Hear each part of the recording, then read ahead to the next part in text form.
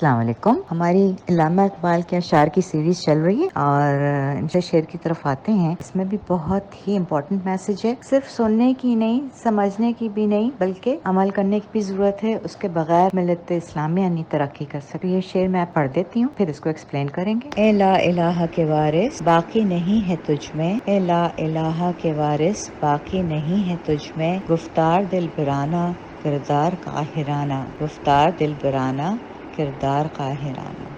یہ شعر بھی بہت امپورٹنٹ ہے اور آپ کو پتہ ہے علامہ اقبال نے سوتی ہوئی قوم کو جگانے کی کوشش کی ہے، سوتی ہوئی مسلم قوم کو جگانے کی کوشش کی ہے اور یہ کہا ہے کہ جو لا الہ الا اللہ کا جو مقصد تھا وہ یہی تھا کہ اللہ کے علاوہ کوئی عبادت کے لائق نہیں ہے، اللہ کے علاوہ کسی کو فالو نہیں کرنا ہے، اللہ کے علاوہ کسی کی عبادت نہیں کرنی ہے.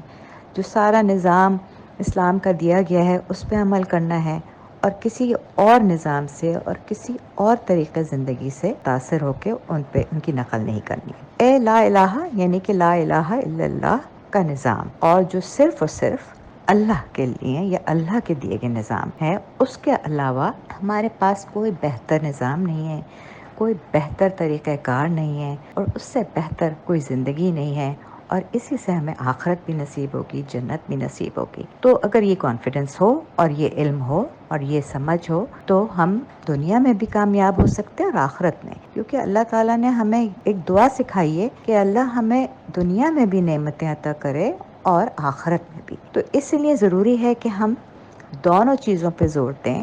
دنیا کو استعمال کریں اپنے گولز کے لیے، اپنے اسٹرگلز کے لیے، اسلامی نظام کے لیے، اپنے ملک کی بہتری کے لیے، اور اس کا پھل پائیں جنت میں انشاءاللہ. تو اقبال کی یہی بات ہے کہ ہم جو ہے اس کے وارث نہیں رہے، ہم اس کو مزید آگے کنٹینیو نہیں کر رہے، بلکہ ہم نے اس کو سیکھا بھی نہیں ہے تو ہم آگے کنٹینیو کر ہی نہیں سکتے. نیکسٹ جنریشن کیا کرے گی؟ دے ہیو نو آئیڈیا، کوئی گائیڈنس نہیں ان کی. تو یہ ہم پر ہی ذمہ داری آتی ہے کہ ہم یہ چیز سمجھیں اور آگے پہنچائیں.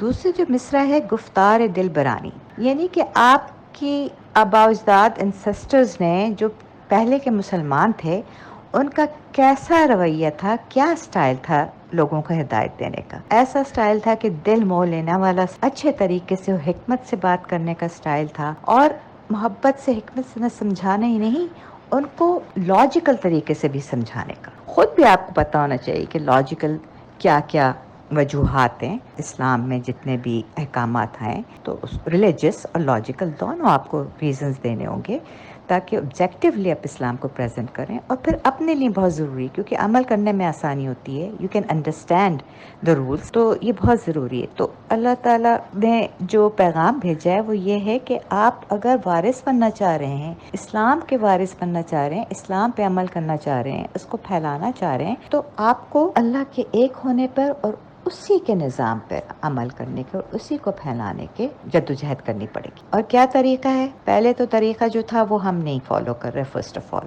کہ یہ ہے کہ ہم پیار سے، محبت سے، اچھے طریقے سے اس کو آگے لوگوں کو بتائیں. اور کردار قاہرانہ یعنی کہ ہمارا کردار جو ہے وہ ایسا ہونا چاہیے کہ دوسروں کے لیے اگزامپل بن جائے. ہم ان کو لیڈ کریں، ہم دوسرے ممالک کو، دوسرے لوگوں کو، اپنے آپ کو، اور ان کو بتائیں کہ کیا بہتر طریقہ ہے زندگی گزارنے کا، اور اس زندگی کا مقصد کیا ہے، آگے ہمارا کیا مقصد ہے، کیا ہونا ہے، اور اپنی زندگی میں جو اپنی لائف ہے اس کو بہتر کیسے بنایا جائے. تو ہم پہلے یہی کرتے تھے، ہمارا کردار یہ تھا کہ ہم دوسروں کو دکھاتے تھے، ہم دوسروں پہ غالب تھے، ان کو لیڈ کرتے تھے، ہم لا اینڈ آرڈر اسٹیبلش کرتے تھے، ہم دوسروں کے لیے امن اور آزادی کی جدوجہد کرتے تھے، ہم دوسروں کی بھلائی کے لیے کام کرتے تھے. تو اس کا ہم نے چھوڑ دیا وہ کرنا، بلکہ ہم نے اسلام کو پڑھنا چھوڑ دیا، اس کو سمجھنا چھوڑ دیا. اور پھر کیا ہوا؟ ہمیں کچھ پتہ ہی نہیں اسلام کیا چیز ہے. ہم نے اس میں اپنا کلچر ملا دیا ہے، اور ہم نے ہندوانہ کلچر ملا دیا اور ویسٹرن کلچر ملا دیا، تو وہ ایک پتہ نہیں کیا چیز بن گئی ہے. تو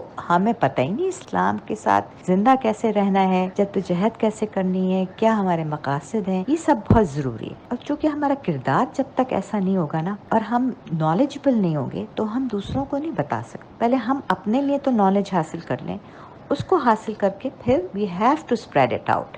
کیونکہ صرف اپنے لیے بہتری پیدا کرنا کافی نہیں ہے، دوسروں کی بھی بھلائی کے لیے ہمیں جدوجہد کرنی ہے. مسلمان ہونے کے ناطے we have to do it. ہمارے پاس چوائس نہیں ہے, ہمیں یہ کرنا ہے. ہمارے کام دوسروں سے زیادہ, ہم پہ ذمہ داری اللہ کی طرف سے ہم زیادہ رکھی گئی ہے. صرف اپنے لیے, اپنی اچھائی کے لیے نہیں, بلکہ پوری دنیا کے لیے ہم نے کام کرنا ہے. تو یہی کہہ رہے ہیں علامہ اقبال کہ بھئی آپ میں وہ چیزیں تو رہی نہیں جو پہلے لوگوں میں تھیں. محبت, حکمت سے بات کرنا, پیار سے سمجھانا, اور آپ کا نہ کردار ایسا رہا ہے کہ آپ دوسروں کو لیڈ کر سکیں, دوسروں کے لیے امن اور آزادی کی جدوجہد کر سکیں, دوسروں کو گائیڈ کر سکیں. یہی مسئلہ ہمارا ہے اور ہمیں اس چیزوں کو دوبارہ اپنانا ہے. اسلام کی جو ہدایات اور حکمت ہے ان کو سمجھنا ہے, ان کو پڑھنا ہے, اور پڑھ کے اس کو آگے بھی ٹرانسفر کرنا ہے. چاہے وہ آپ نئی جنریشن میں ٹرانسفر کریں یا نئے لوگوں میں ٹرانسفر کریں, یہ بہت ضروری کام ہے. یہ ہمارے نوجوانوں کا کام ہے اب کہ وہ یہ کام آگے بڑھائیں, کیونکہ وہی یہ کام کر سکتے ہیں اور اچھے طریقے سے کر سکتے ہیں. تو ہم سب کی ذمہ داری ہے کہ ہم اس کام کو اور مل کر کریں. ایک اکیلا جب کام کرتا ہے تو اس کا اتنا اثر نہیں ہوتا, اس کا اتنا افیکٹ نہیں ہوتا ہے. جب مل کے کام کرتے ہیں تو اس کا افیکٹ بھی زیادہ ہوتا ہے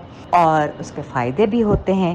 تو کوشش کریں کہ مل کے کریں اور اپنی حکومت کو اسلام کے تحت لے کے آئیں, اپنے معاشرے کو اسلام کے تحت لے کے آئیں, کانفیڈنس سے کام کریں کہ this is the best thing in the world, اور صرف اپنے لیے نہیں دوسروں کے لیے بھی سیکریفائس دیں. السلام علیکم.